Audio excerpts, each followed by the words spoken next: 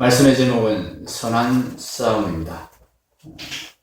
앞에 조금 더 붙이자면 복음을 위한 선한 싸움, 그렇게 되겠습니다. 그럼 뭐가 선한 것입니까? 선하다. 무엇이 선한 것입니까? 선하다, 악하다 판단은 매우 상대적인 거죠. 사람마다 자기 기준으로 이것이 선하다, 저것이 악하다, 다르게 그렇게 판단을 내릴 수 있습니다. 그런데 하나님 말씀이 우리에게 선하다, 악하다 판단하는 기준은, 가르쳐주는 기준은 무엇이겠습니까? 선하고 악한 기준은 하나님이 되겠죠. 그렇죠? 하나님이 선하다 하시는 것이 선한 것입니다. 하나님이 악하다 하시는 것이 악한 것입니다. 특별히 하나님께서 이 땅에 우리의 삶과 관련되어서, 이 땅에 살고 있는 우리 인간의 삶과 관련되어서 선하다, 악하다 판단하실 때는 우리의 구원 문제와 관련이 되어 있습니다. 이 땅에 우리, 죄인인 우리의 문제는, 모든 문제가 구원 문제로 귀결됩니다. 우리가 하나님 나라를 온전히 이루어서 천국에서 살 때는 다른 문제가 또 우리에게 혹시 있을 수 있습니다만, 이 땅에서 하나님께서 이 땅의 우리 삶에 대해서 관심을 가지는 거의 유일한 문제는 구원 문제라는 것입니다. 그래서 이 구원에 관련돼서 하나님은 선하다, 선하지 않다, 그런 표현을 쓰시고 그런 말씀을 하십니다. 우리의 구원을 위해서 주신 하나님의 좋은 소식, 그것이 바로 복음입니다. 그래서 복음을 위해서 기여하느냐, 복음을 위해서 좋은 쪽으로 가느냐 아니냐가 선하다, 선하지 않다를 판정하는, 구분하는 기준이 됩니다. 그렇다면 선한 싸움은, 그러니까 앞에 제가 말씀드린 것처럼 복음을 위한 선한 싸움이 되는 것입니다. 복음의 좋은 쪽으로 싸우면 선한 싸움이고, 복음에 좋지 않은 쪽으로 싸우면 이건 선하지 않은 악한 싸움이 되는 것입니다.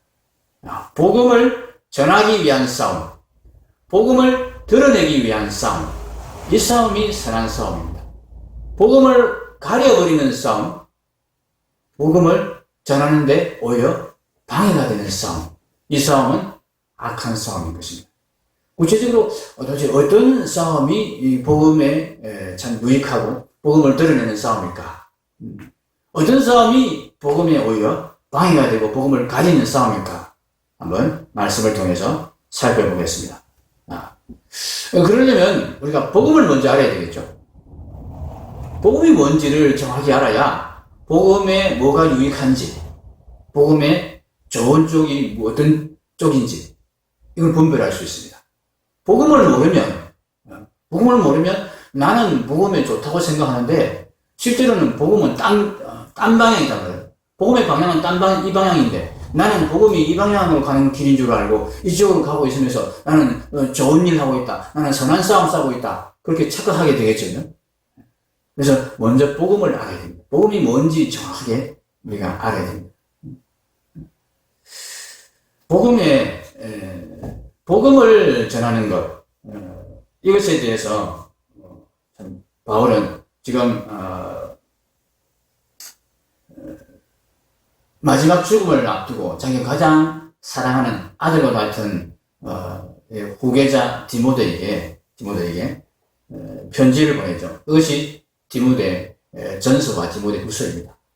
디모데 전서는 좀 이전에 보낸 편지지만 디모데 후서는 바울의 가장 마지막에 보낸, 바울의 전 생애를 통틀어서 가장 최후에 보낸 편지가 디모데 후서입니다. 그리고 마지막 죽음 직전에 보낸 편지가 디모데 후서입니다. 감옥에서 보낸 편지인데 이 사형 선고를 기다리면서 그 집행을 예감하면서 내가 이제 얼마 되지 않으면 사형 집행을 당하겠구나 하는 그런 예감 가운데서 사랑하는 믿음의 아들 디모데에게 편지를 보냅니다. 그 편지를 보낸 편지의 마지막 부분이 오늘 우리가 읽은 본문입니다. 디모데후서는 모두 몇 장까지 있습니까? 4장까지 있습니다. 이 4장에서 이제 마지막 당부를 디모데에게 하고 있는데, 마지막 당부를 어떻게 합니까? 엄히 명한다, 이렇게 말하고 있습니다. 엄히 명한다. 명령을 하는데 엄히 명령합니다. 그 명령을 한번 보십시오. 자, 너는 말씀을, 2절이 명령의 내용이죠.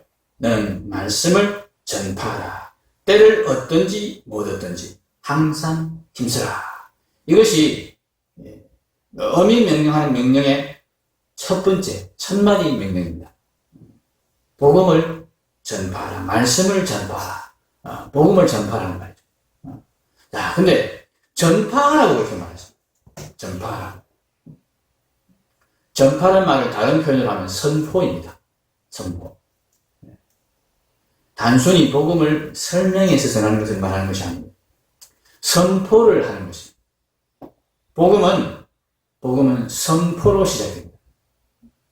무슨 말인지 하면은, 복음은 구구절절히 설명함으로써 복음을 전하는 것이 아닙니다. 복음은 이게 복음입니다 하면서 그냥 선포하는 것이다. 이 전파라는 말이 선포하라, 그런 뜻입니다. 선포하라. 설명하라, 가르쳐라, 그런 말이 아닙니다. 가르쳐라, 설명하라 말은 그 뒤에 나오죠. 2절 중간쯤에 범사의 오래 참음과 가르침으로 경책하며 경계하며 권하라. 이건 그 다음에 복음을 선포한 다음에 복음을 받아들인 자들에게, 복음을 믿겠다고 하는 자들에게, 믿음이 조금 생긴 자들에게 그 다음에 가르치고 경계시키고 권하고 이렇게 하는 일이 아주 유익합니다. 그러나 복음을 처음 받는 자들에게는 복음을 선포해야 됩니다. 처음 복음을 접하는 사람들이나 아직 믿음이 생길랑 말라 하는 분들에게는 복음에 대한 설명이 이해가 되지 않습니다.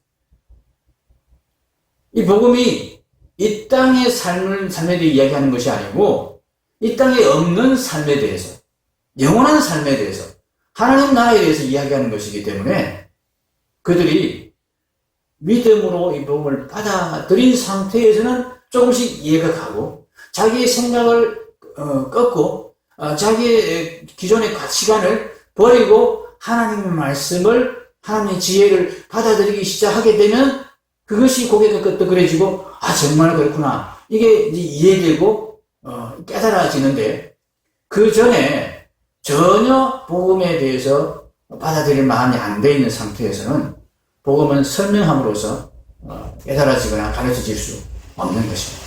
복음은 선포된다. 복음을 선포할 때 어떻게 복음을 선포하느냐?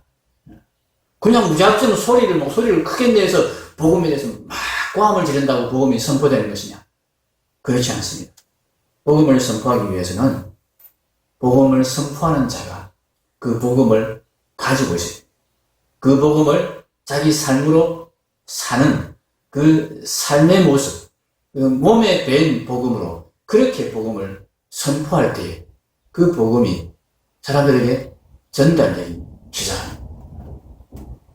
그 사람에 대해서 혹시 잘 모른다 할지라도 그의 말 가운데, 그의 선포 가운데 진심이 담겨 있는지, 정말 그렇게 살고 있는 사람이 이야기를 하는지, 아니면 자기는 그렇게 살지 않으면서, 자기는 실제로 그 믿지도 않으면서 그냥 건성으로 교회에서 전도하라 그러니까 억지로 나가서 그냥 복음이다 하면서 전하는지 사람들은 본능적으로 압니다. 느낍니다. 그래서 복음을 전하기 위해서는 반드시 복음을 몸으로 살아내는 자가 복음을 선포할 때 복음이 생짜배기 그 불신자들에게 복음이 전달된다 하는 것입니다. 그래서 바울 사도는 이 디모데에게 복음을 선포하라, 복음을 전파하라, 때를 얻든지 못 얻든지 선포하라, 전파하라.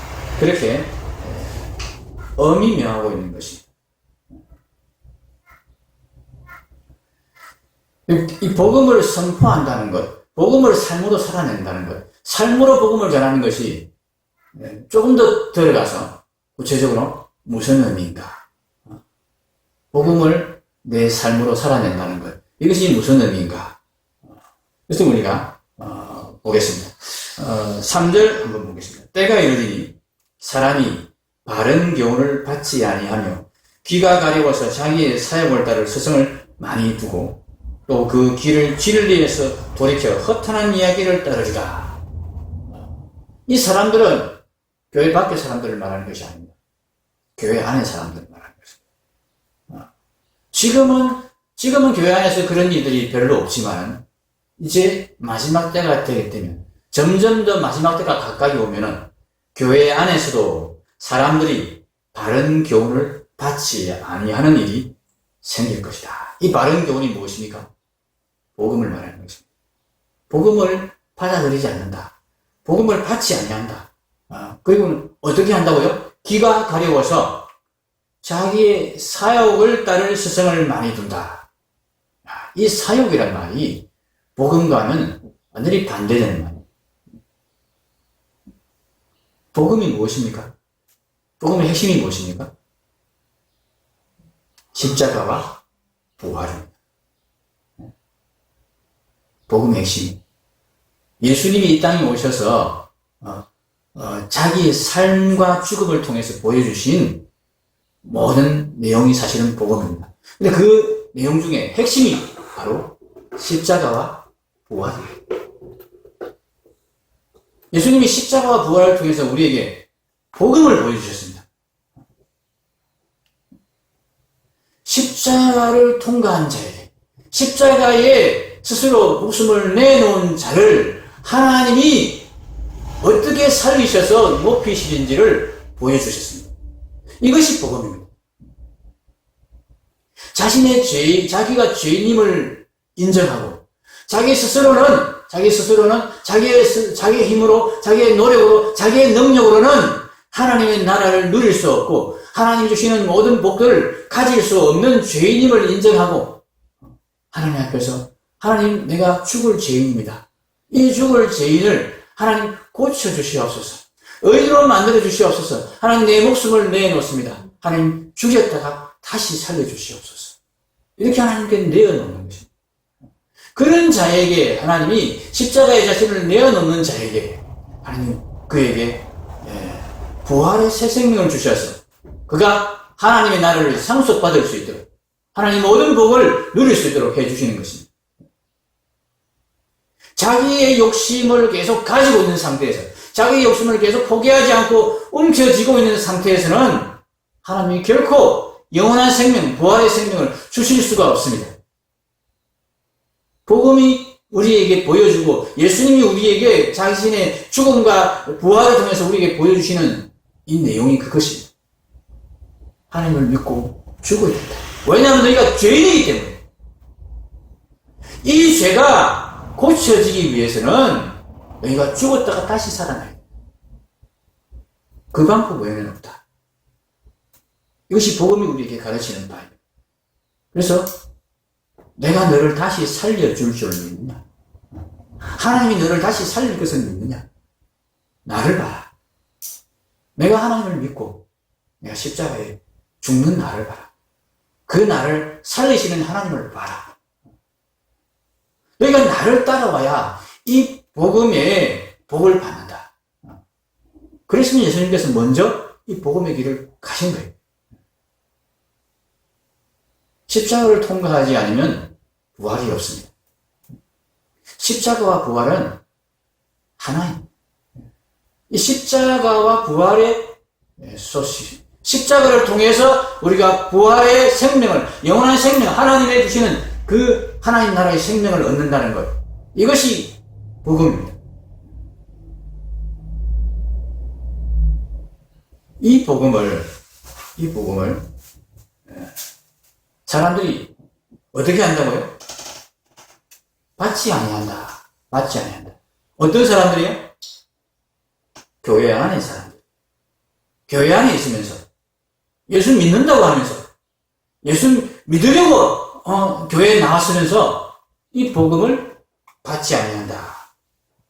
자기 욕심을 계속 채우려고, 자기 욕심을 계속 챙기려고 하는 이 사역 때문에 진리인 복음, 십자가에 죽어야 다시 사는 이 복음, 죄를 없애는 방법, 죄인에서 벗어나는 방법, 이 유일한 길은 죽었다가 사는 방법밖에 없어요. 이 죄가 얼마나 지독한지 우리가 하나님, 내 목숨 하나님께 맡깁니다.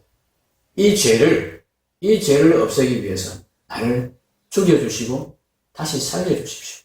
그래서 내가 의인 되게 만들어주십시오.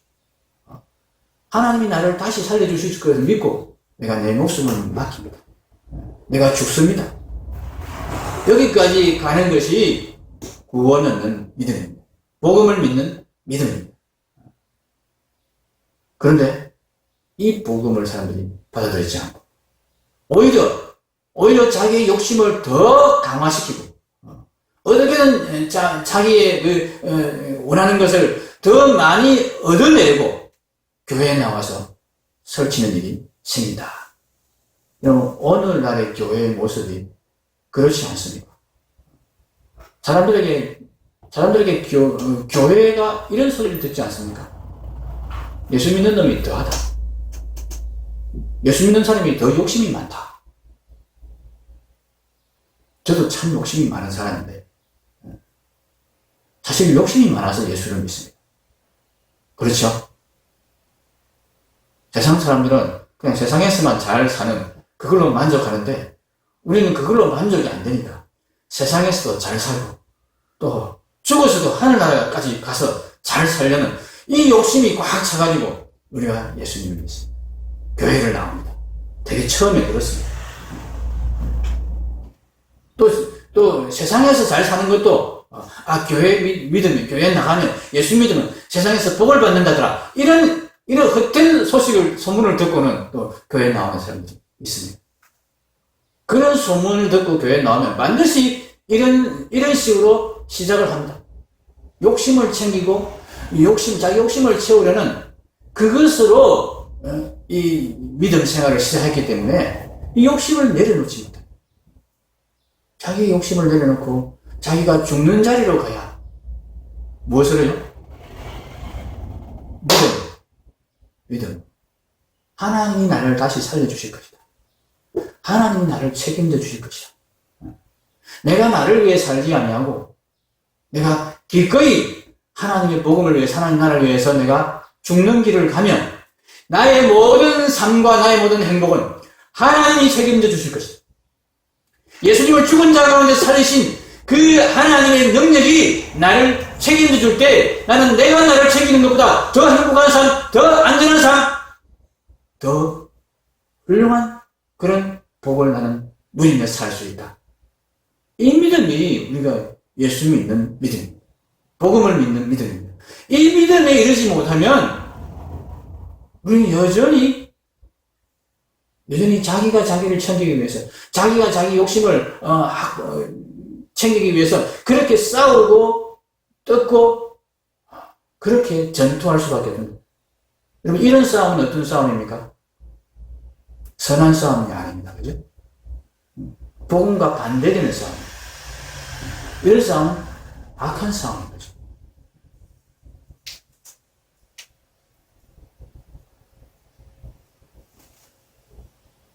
복음을 선포하는 것은 삶으로 복음을 전하는 것인데 바로 고난을 기꺼이 받는 것입니다. 3절 4절에서 복음의 싸움을 싸우지 않는, 복음을 오히려 거부하는 자들에 대한 얘기를 하면서 5절에 뭐라고 그랬습니까? 디모데에게 엄히 명하면서 복음을 선포하라 그렇게 해놓고 복음을 따르지 않는 자들이 교회 안에서도 자꾸 일어날 것이다. 그러나 5절에 그러나 그랬습니다. 그러나 너는 모든 일에 신중하며 고난을 받으며 고난을 받으며, 그 다음에 무슨 말씀이 나옵니까? 전도자의 일을 하며 네 직무를 다하라. 이게 사실은 다 같은 말이에요. 주의를 기울여서 정신 차려가지고, 많은 사람들이 그렇게 간다고 해서, 많은 사람들이 그렇게 주장한다고 해서, 몰아간다고 해서 거기 따라가지 말고 정신 차려서 고난을 받는 전도자의 직무를 다해라. 이 말씀이 5절의 말씀입니다. 복음을 선포하기 위해서는 복음을 삶으로 살아내야 됩니다. 복음으로 사는 삶을 보여줄 수 있어야 됩니다. 그것을 사람들이 느낄 수 있어야 됩니다. 그런데 그 복음으로 사는 삶의 핵심은 뭐냐면 고난을 기꺼이 받는 것입니다. 복음으로 인한 고난을 기꺼이 받는 것입니다. 내가 나를 챙기지 아니하고 하나님이 나를 챙겨주는 그 길을 저는 갑니다. 그래서 저는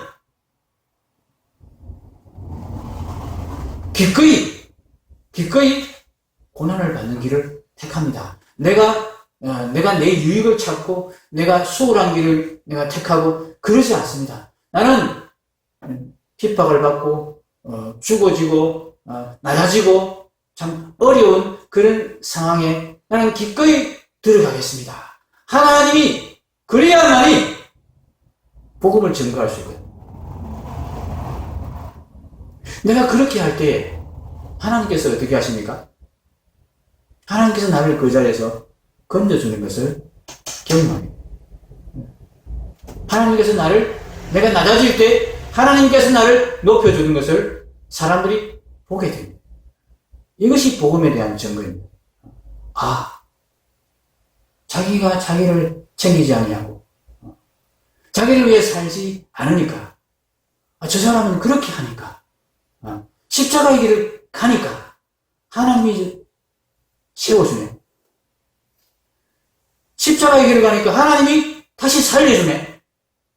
다 죽은 것 같았는데, 다 짓밟힐 것 같았는데, 스스로도 일어날 생각을 하지 아니하고 그냥 꾸역꾸역 그냥 그 자리로 그냥 찾아 들어갔는데, 기이하게도 그 사람의 능력과 전혀 관계없이, 그 사람의 의도나 의지와 전혀 관계없이 하나님이 살려주시는 것을 본인도 경험하고 다른 사람들도 볼 때에 그때 어떻게 됩니까? 복음이 증거되는 것입니다. 정말이에요. 십자가의 길을 가니까 정말 하나님이 살려주시니, 부활시켜주시니, 이것을 우리가 복음을 믿는다고 하면서 이것을 우리가 먼저 경험해야 되지 않겠습니까? 이것을 복음을 우리가 전한다고 하면, 전하는 사람이라면, 복음을 전하려는 마음이, 우리에게 조금이라도 있다면, 이것을 한번 줘야 되지 않겠습니까? 바울은 본인이 스스로 그렇게 살았습니다. 본인이 잘 살 수 있었습니다. 자기의 힘으로, 자기의 노력으로, 얼마든지 자기를 챙겨서, 호의호식하며 살 수 있었던 사람이 바울입니다. 그런데 어떻게 살았습니까, 바울은? 그 길을 스스로 거절했습니다. 다 내버렸습니다. 심지어는 그것을 배설물로 여기면서 내가 쳐다도 보지 않겠다. 그러면서 이 십자가의 길을, 고난의 길을 스스로 택해서 갔습니다. 그 가운데서 하나님께서 그를 정말 심지어는 죽었었습니다.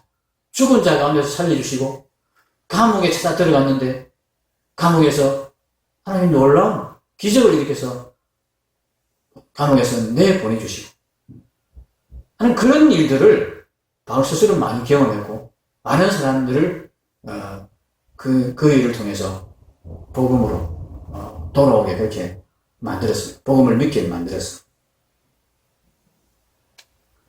우리 한국교회가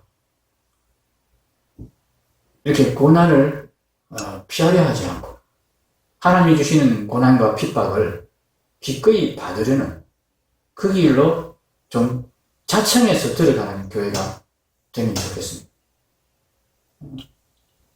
저는 차별방지법에 대해서 교회들이 아주 많이 이렇게 반대하고 또 조직적으로 반대 투쟁을 하고 여러 가지 활동들을 하는 것에 대해서 조금 우려의 마음을 가지고 있습니다.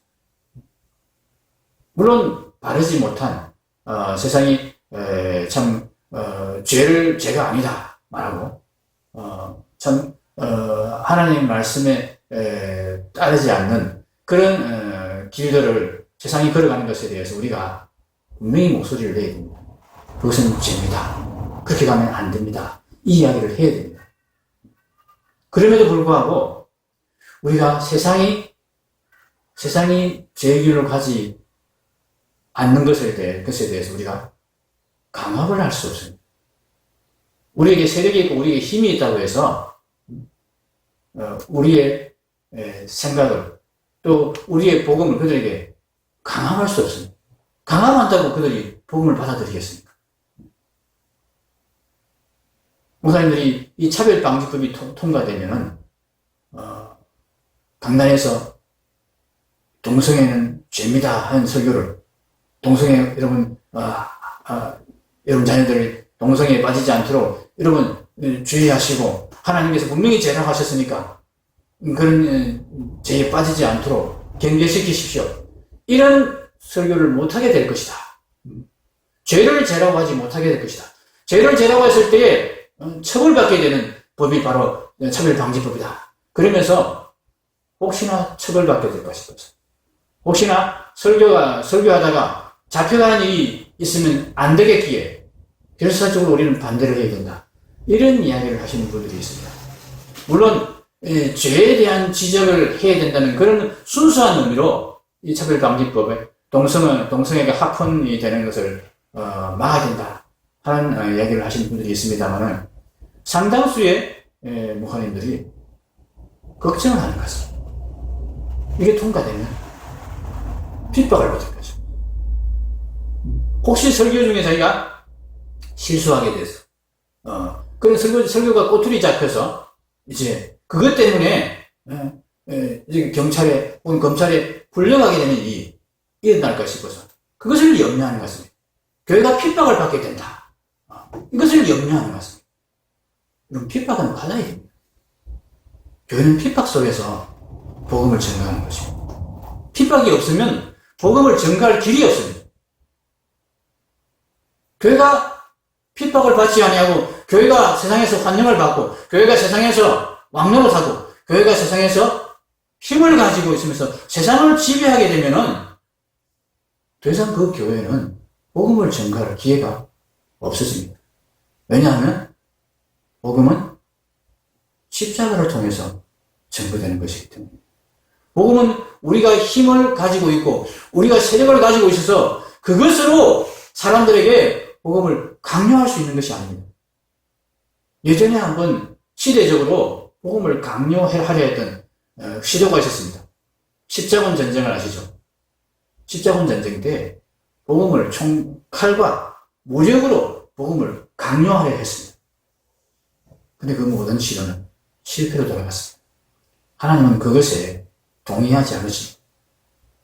복음은 핍박을 통해서 고난 가운데서 하나님을 믿고 기꺼이 고난을 받고 자기를 부인하는 자들을 하나님이 살려주시는 능력을 나타냄으로써 복음이 증거되는 것입니다. 우리의 힘과 우리의 세력으로 복음은 결코 증거되지 않습니다. 우리가 강해지고 우리가 숫자가 많아져서 세상에 대해서 큰 소리 칠 수 있게 되면 복음이 설 자리가 오히려 없어지게 됩니다. 그러면 우리는 세력이 많아졌다고 해서 숫자가 많아졌다고 해서 교회가 커졌다고 해서 그것으로 복음을 전하려는 생각을 해서는 안 됩니다. 오히려 숫자가 많아지면 질수록 세력이 강해지면 질수록 낮아져야 됩니다. 가능하면 교회를 좀 쪼개는 게 좋습니다. 대형 교회가 돼가지고 아주 그 웅장한 모습, 예배당을 짓고 아주 큰 세력을 가져서 대단한 영향력을 미치는 그런 교회의 모습은 우선에 대단한 일을 할 수 있는 것 같이 보이지만 복음을 전가하는 기회를 많이 놓치게 된다 하는 것을 우리가 기억을 해야 되겠습니다. 제가 차별방지법에 대해서 이야기하는 이유는, 걱정하는 이유는 분명한 근거가 있습니다. 그럼 동성애가 죄라면 간음도 똑같은 죄입니다. 그렇죠? 간음과 동성애가, 간음은 별것 아니고 동성애는 큰 죄고 그렇습니까? 구약 성경에는 간음을 해도 돌로 쳐 죽이도록 그렇게 명령하셨고 동성애자도 죽이도록 명령하셨어요.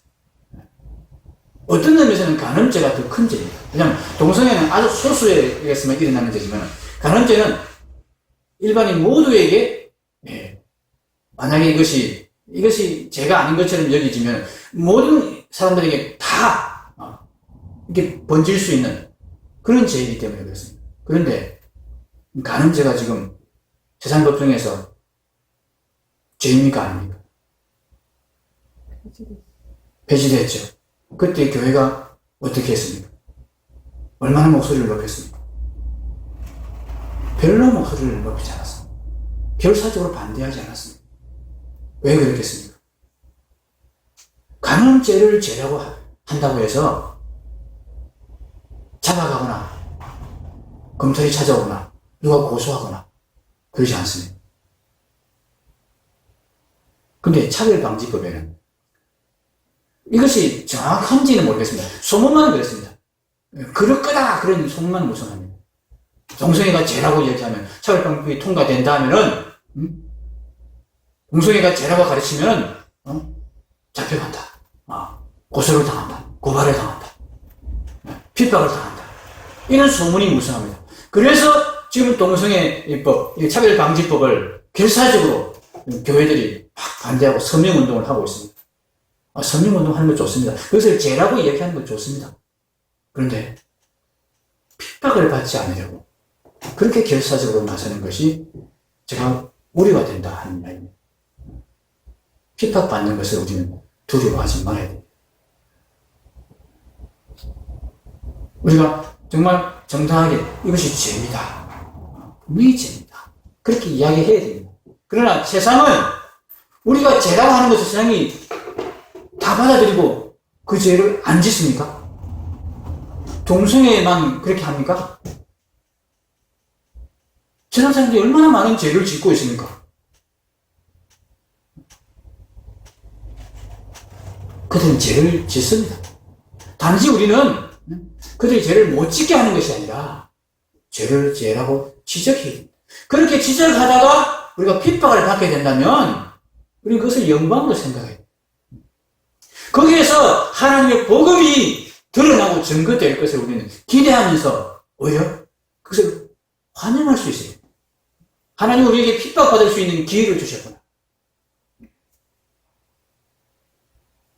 복음을 증거하기 위해서는 고난받을 기회를 피하지 말아야 돼요.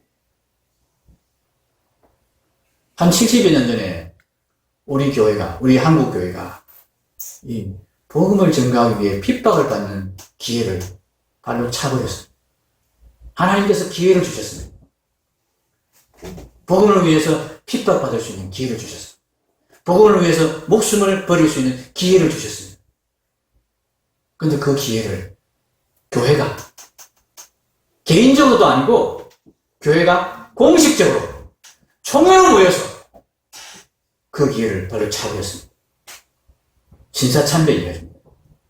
진사참배는 죄가 아닙니다 하고 교회가 결정을 해서 진사참배 하세요. 진사참배 안 하다가 핍박받지 말고, 진사참배 안 하다가 감옥 가지 말고, 진사참배 안 하다가 감옥에서 고문받고 죽지 말고 진사참배 하세요. 죄가 아닙니다. 그렇게 목사들이 모여서, 장로들이 모여서 그렇게 결정을 했어요. 핍박을 받기 싫어서. 핍박을 안 받으려고 하나님 주신 복음 전구의 기회를 그렇게 발로 차버렸습니다. 그때는 힘이 없어서 총칼 앞에 굴복하는 그런 식으로 핍박을 피해갔습니다. 근데 지금 이 시대는 어떻게 이 핍박을 피하려고 하는 줄 아십니까? 힘이 있으니까. 숫자와 세력을 가지고, 세력을 동원해서 핍박 안 받는, 핍박을 사전에 방지하기 위해서 열을 올리고 있는 것이 아닌가. 그것이 걱정이 되는 것입니다. 죄를 죄라고 얘기하는 것은 반드시 해야 됩니다. 그러나 핍박을 피하려고 그렇게 열을 올린다면 하나님께서 기뻐하시지 않을 것입니다. 하나님께서 우리에게 핍박의 기회를 주신다면 우리는 이 기회를 복음을 전하는 기꺼이 우리는 핍박을 받겠습니다. 차별방지법이 통과된다 할지라도 우리는 동성애가 죄임을, 그럼에도 불구하고 동성애자에 대해서는 죄를 미워하되 죄인은 긍휼히 여기는 마음으로 그들은 얼마든지 우리가 포용하겠습니다. 그들을 포용하면서 그들에게 이것이 죄라는 것을 가르치고 그들이 그 죄에서 노연할 수 있도록 교회가 수고하겠습니다. 이 과정에서 만약 우리에게 불법이라고 그러면서 핍박을 한다면 그 핍박도 감수하겠습니다. 우리 교회가 이렇게 가야 되는 것 아닌가 하는 생각이 듭니다. 사랑하는 성도 여러분, 마지막 죽음을 앞두고 디모데에게 바울이 명을 하면서 4장 1절을 한번 보십시오. 하나님 앞과 살아있는 자와 죽은 자를 심판하실 그리스도 예수 앞에서 그가 나타나실 것과 그의 나라를 두고 엄히 명한다. 너는 전도자의 일을 해라. 고난을 받아라. 말씀을 선포해라. 고난을 받으면서 핍박을 기꺼이 받으면서 이 십자가의 길을 통한 부활의 복음을 증거해라. 이렇게 명하고 있습니다. 뭘 두고요? 하나님 나라를 두고 살아있는 자와 죽은 자를 심판하실 그리스도 예수 앞에서. 그러면서 자신은 어떻게 말합니까? 나는 7절에 전제와 같이 있는 6절부터 읽겠습니다. 전제와 같이 내가 부어지고 나의 떠날 시각이 가까웠다. 그런데 나는 이제 준비가 다 되었다. 나는 선한 싸움을 싸우고 나의 달려갈 길을 마치고 믿음을 지켰다. 선한 싸움이 무슨 싸움입니까? 핍박을 피하려고 싸우는 싸움이 아니고 핍박을 기꺼이 당하는 싸움.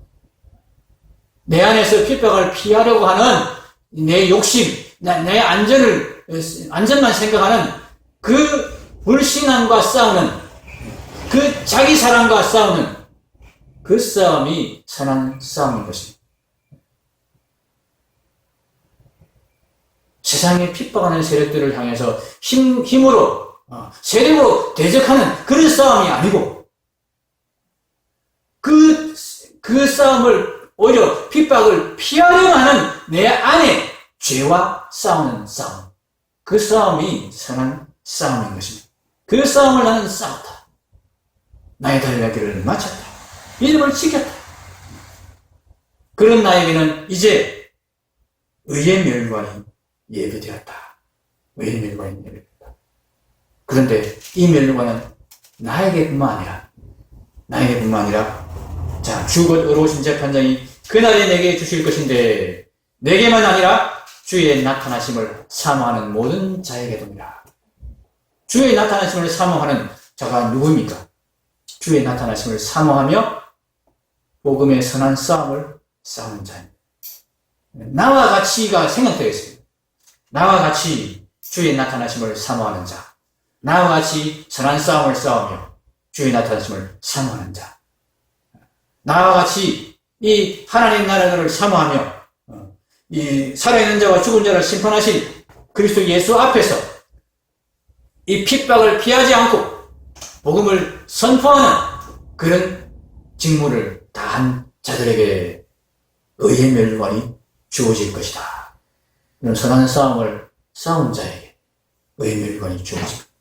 이 복음을 믿고 복음대로 살기를 소원하며 그 길을 간 자들에게 하나님 의의 멸관을 주신다. 피하고 복음의 교훈을 받지 아니한 자들에게는 이 선한 싸움을 싸우지 아니한 자들에게는 의의 멸류관이 주어지지 않는다 하는 것입니다.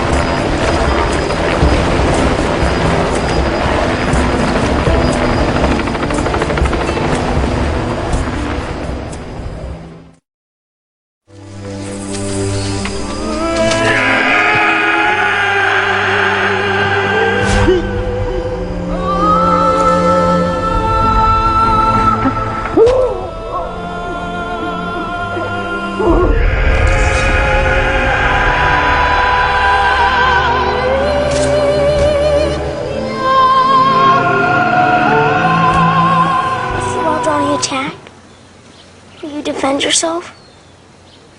Will you use your guns? Son, we can't shoot the Wadani. They're not ready for heaven. We are. But promise me one thing. Just one. One thing. Sound like your mother. If you get in a jam, a real jam, then promise me you'll say these words to them. What words? The Wawadani words. They mean, I am your friend. Your sincere friend. Bua Bia Unumba. Bua Bia and Numba. Numbwa. Bua Bia Numbwa. Right? Yeah. Bua Bia Numbwa. Bua Bia Numbwa.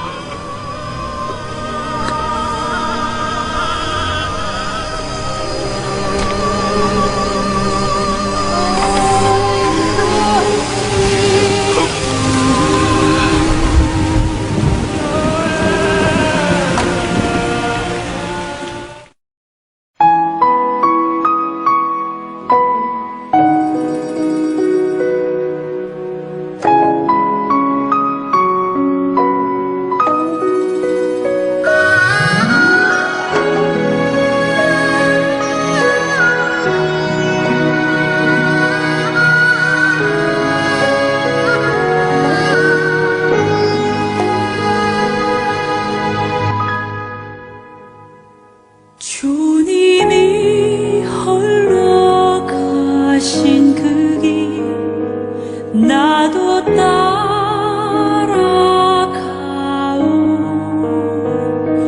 모든 물과 피를 흘리신 그 길을 나도 가오 험한 산도 나는 괜찮소 바다 끝이라도 나는 괜찮소 죽어가는